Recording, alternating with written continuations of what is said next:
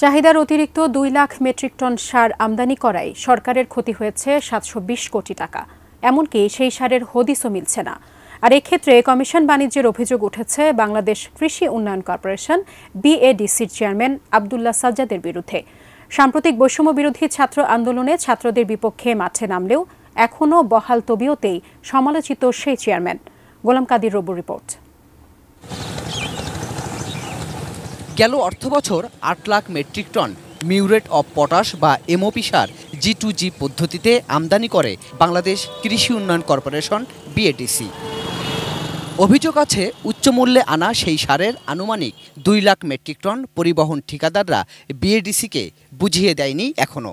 অর্থাৎ চাহিদার অতিরিক্ত এসব সার আনার কারণে সরকারের লোকসান হয়েছে বর্তমান বাজার মূল্যে তা ৭২০ কোটি টাকা। কারণ সে সময় এসব সারের বাজার মূল্য প্রতি মেট্রিক টন $৬৫০ হলেও এখন তা ৩০০ থেকে $৩২০।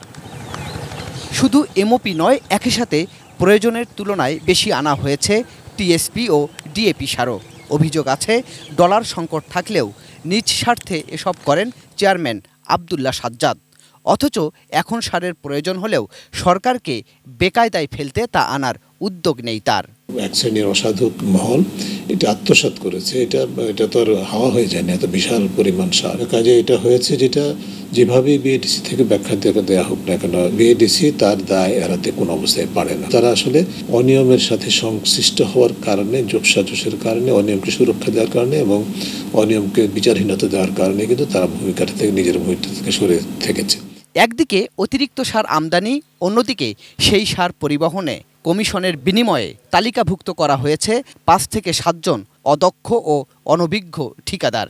এখানেও ঘুষ, বাণিজ্য আর স্বজনপ্রীতির অভিযোগ বর্তমান চেয়ারম্যান এবং সার ব্যবস্থাপনার সদস্য পরিচালকের বিরুদ্ধে, যে কারণে প্রোটন ট্রেডার্সের মতো আরেকটি সার কেলেঙ্কারিরও আশঙ্কা করছেন অনেকে।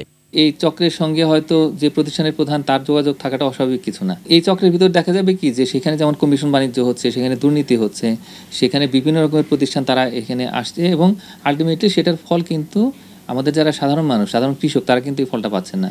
অন্যদিকে সরকারি অর্থের অপচয় হচ্ছে। সম্প্রতি প্রজাতন্ত্রের কর্মচারী হয়েও ছাত্রদের বৈষম্য বিরোধী আন্দোলনের বিরুদ্ধেও বিগত সরকারের পক্ষে রাজপথে অবস্থান নেন বিএডিসি চেয়ারম্যান। গেল ৪ আগস্ট স্বৈরাচার সরকারের পক্ষে মানিক মিয়া এভিনিউতে শান্তি সমাবেশ ও মিছিল করেন তিনি।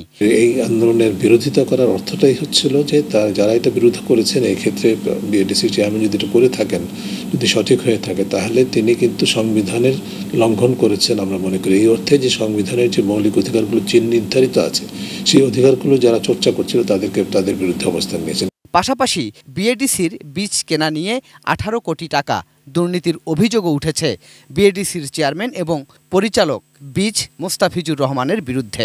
শুধু সার ক্রয় বা সার পরিবহন এক্ষেত্রে শুধু না, সকল পিডি মহোদয়কে বলে দেওয়া হয়েছে যে আপনারা ম্যাট্রিক্স পদ্ধতিতে টেন্ডার করবেন। কিন্তু ম্যাট্রিক্স পদ্ধতি এমন একটা পদ্ধতি যে গত 5 বছরে যারা বেশি কাজ করেছে, সংখ্যায় বেশি কাজ করেছে, তারাই শুধু এই পদ্ধতিতে কাজ পাবেন। যদি আমরা টেন্ডার দেই, খুব স্বচ্ছ প্রক্রিয়ায় আমাদেরকে বাদ দেওয়া হয়েছে বা বাদ দিবে। এসব বিষয়ে বিএডিসি চেয়ারম্যানের সাথে কথা বলতে তার দপ্তরে গেলেও ব্যস্ততার অজুহাতে কথা বলতে রাজি হননি তিনি। গোলাম কাদির রবু, এটিএন নিউজ, ঢাকা।